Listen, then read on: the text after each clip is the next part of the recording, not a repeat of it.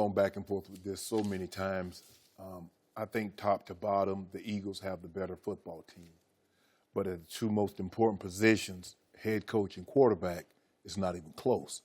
I always felt that Gronk was going to play, and then they got the good news yesterday that he had cleared concussion protocol and he was going to be able to play. And Coach Belichick having 2 weeks. Skip, we're going to talk about the 30 for 30 documentary last night, Bill versus Bill.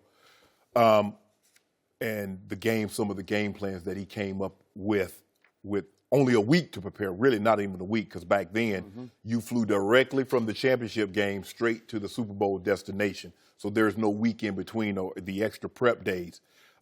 He'll have a game plan that's catered not to what the Eagles do really well. What does Nick Foles do really well? How do we take advantage of him? And that's what Coach Belichick, and listening to the documentary throughout, and how everything is just so specific. They called him Doom. I can see why. Skip, I expect a slow start because I think in these games like this, everybody wants to feel it out. You script your first 15, first 20 plays. You don't do anything crazy. So no double reverses, no flea flickers. Doubt you're going to get bomb blitz from a defensive perspective where they bring everybody and vacate the middle of the field. I don't think you'll see that. But Tom Brady has more Super Bowl games than every other player on the Eagles roster combined. Considering they were just at this game last year, that's a wealth of experience. Again, Gronk's coming back. I think they win on a late field goal. Eagles have the lead late. Brady drives them in field goal range. Steven Gostkowski kicks a 42-yard field goal, 27-26 Pats. 27-26, wow. This is really tearing you apart. I've never seen such anguish across the table. You were weighing it as you were speaking it, man. You almost went the other way. I almost did, Skip. And I was talking to Healy last night. I said, right now, I'm leaning Pats. By the way, Healy is our producer. Chris Healy, yes. I said, I'm leaning Pats, but let me sleep on it. Yeah. Because, man, and then you see Coach Belichick at the game last night. Coach Belichick doesn't normally venture out like this. So he feels he knows something that we don't know. I agree. I was shocked. It looked like he vacated at halftime or thereof because they showed an empty seat in the second half. But that was a little brazen, maybe. So what's he saying, Skip? I don't know. Do you think he's got this one in the bag? Yeah. I don't know.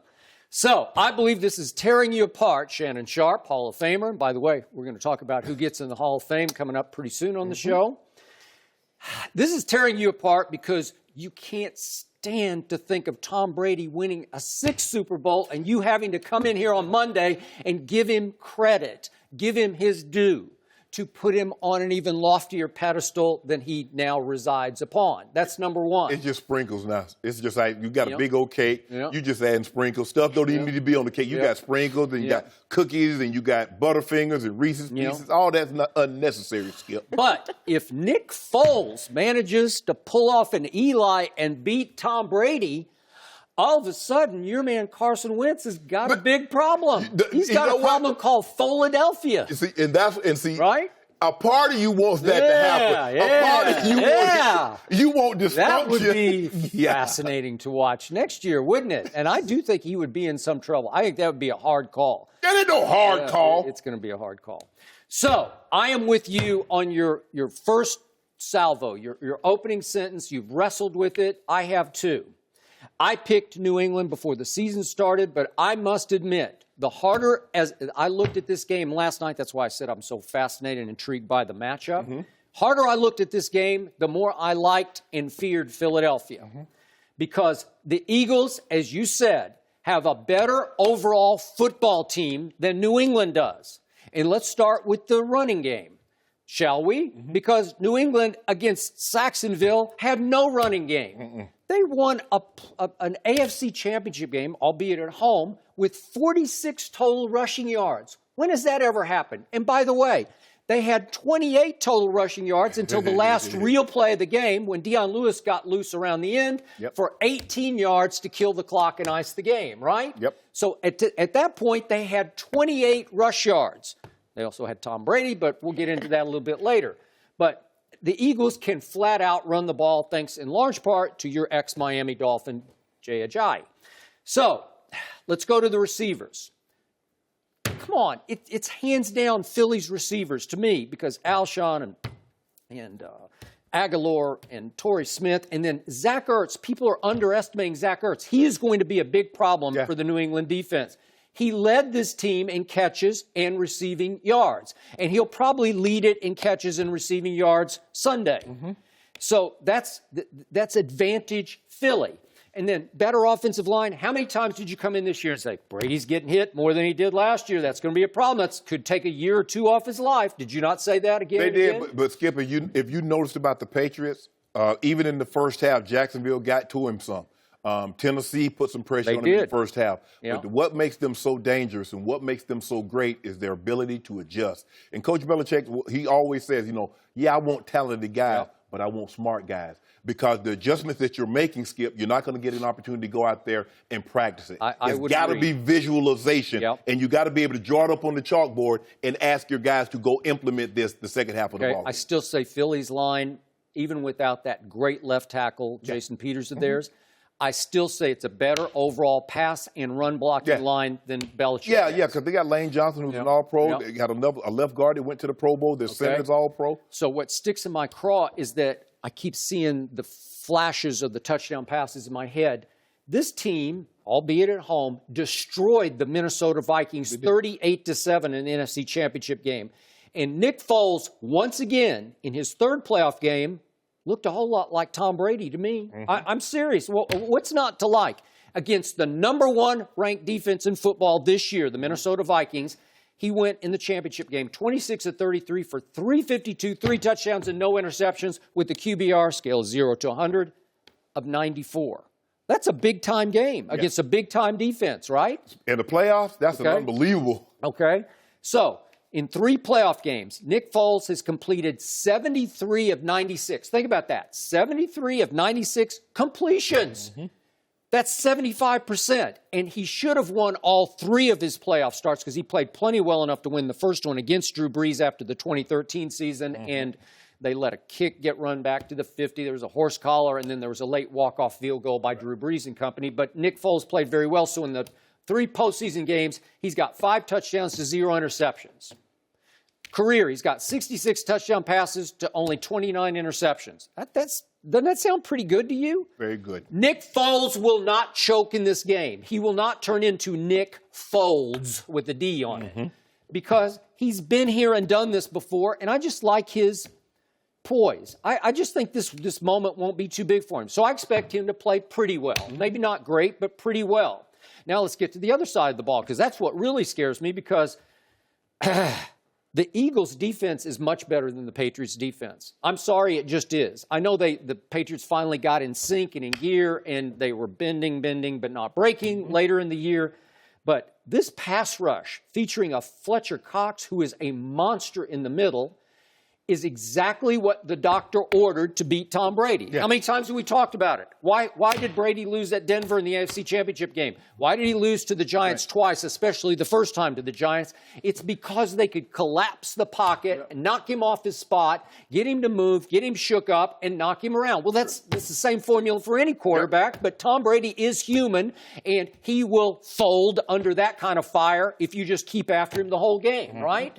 So, Brandon Graham, we had Keenan Allen. Oh, you weren't here that day, Joy. Sat in your chair. He didn't look a lot like you, but he did a great job. What he did, and what did he bring to this table? He's a game changer. He said Brandon Graham is a game changer. Well, I don't ever think about that, but he said he's a game changer. He's a difference maker. And I'm like, wow, Brandon Graham. Now, look, he's got 9.5 sacks. Didn't make the Pro Bowl, but sounds like Keenan Allen thinks he should have been at the Pro Bowl. So they have a hellacious pass rush with Jim Schwartz's wide 9. That brings me to the Pro Football Focus that we did with the scouts, breaking down the talent, ranking the 106 players in this year's Super Bowl. And 14 of the top 20 were Eagles, and 10 of those 14 were on defense. And the shock of shocks to me was that the slot corner for the Philadelphia Eagles named Patrick Robinson, who caught my eye just because he picked 6 Case Keenum the other day, He's ranked 6th on that list of 106 players by Pro Football Focus. 6th, he's the slot corner. He hasn't started any of the playoff games, but he's had a big impact on them. And guess what?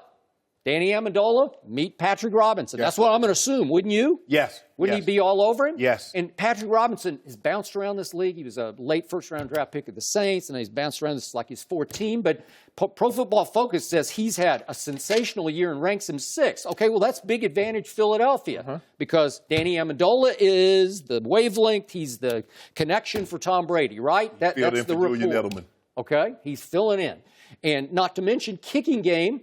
The Pro Football Focus, 106 players ranked. The long snapper for the Patriots was 106th and is a liability, and the punter is 104th, Ryan Allen, and I guess that would qualify as kind of a liability, and Gostkowski has not had a very good year, and he ranked 99th.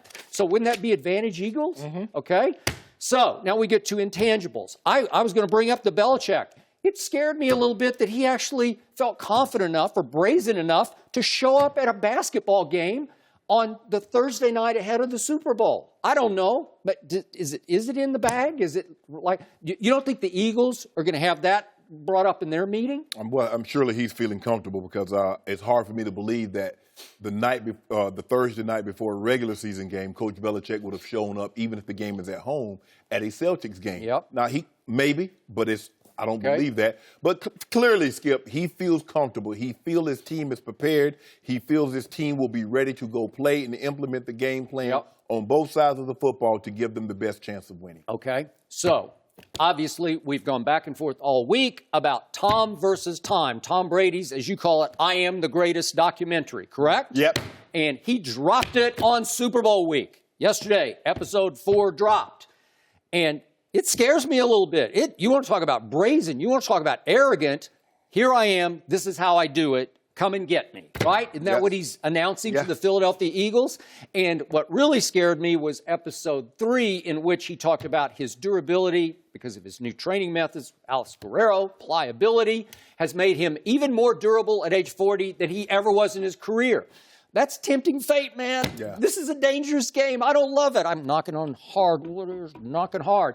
But I didn't love that. And then I read last night that no quarterback who led the league in passing yards has ever won a Super Bowl. And Tom Brady led the league in passing yards in 2007, and Eli and Tyree happened, right? Yep. So is that a little scary to me? Yeah, it is a little scary to me. And then you've got the Eagles. They're the underdogs, and they love it. So they're feeding on that. And now it looks like a Patriots staffer was photographed yesterday carrying what looked like a script for Tom Brady's acceptance speech for MVP. And I'm not going to be shocked if he wins MVP. But the Eagles are going to be like, oh. So it's almost like the Heisman winner has to go play a bowl game now, right? What happened to Matt Ryan last year? He won the MVP on Saturday night, and he kind of stunk it up on Sunday, wouldn't you say? No, Skip. He played really well. I didn't think he played that well. Yeah, Skip, he only missed 6 throws. Okay, but again, when the money was on the table, the other quarterback played far better. Well, here's the thing. I mean, he had the game won there, had an 8-point lead. He throws a 22-yard completion.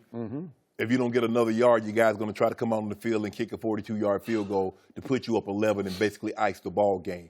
He made a mistake. He knows he can't take a sack in that situation, Skip. You can't. You just can't. Okay. So, all of that said, motivation on Eagles' side, maybe not strategy, but just X's and O's, the talent, it's all on Eagles' side. I wrestled. I slept on it. I woke up, and I still come down to this. I'm going to say it one more time. There's one man in sports I don't bet against, and it's number 12 for the New England Patriots. And all I know is that in 5 Super Bowls that he has won, he has conducted game-winning drives in all 5 of them. In the fourth quarter, game-winning drives. So wouldn't history scream at you that this game sets up perfectly for here we go again? Yeah. Because Tom Brady has won his 5 Super Bowls by total points of 3, 3, 3, 4, and then 6 in overtime last year. And in the 2 that he lost by 3 and 4. Okay? So, wouldn't you think this is going to just go to the wire in every game? Nail biter, barn burner, down to the wire, right? Basically, all the games that they've played in is about 5 points differential, and all the rest of the games, Super Bowl games, is like 16. I'm talking about if you look at the games the Patriots were involved in. Okay, but the Patriots wins, they've won by an average of 3.7 points, and all the other Super Bowls are 15, almost 16. Almost 16, correct. That's shocking to me. It's unbelievable. Okay, so I'm going to go with history, but I'm going to go lower scoring because I think this is going to be yet another grind for Tom Brady's offense. I think it's a really good defense playing at an extremely high level under Jim Schwartz. So I'm going much lower scoring than I see other people pick. I'm going to go Tom Brady 20 to Eagles 17, 20-17, which would be reminiscent of the first Super Bowl that Tom Brady won as a quote-unquote game manager. And it may feel like he's having to manage this game because I don't think it's going to be a lot of pitch and catch going on. Thanks for watching. Subscribe here to get the latest from the show. And be sure to check out more of the best clips from Undisputed or go watch a few segments from our other shows on FS1.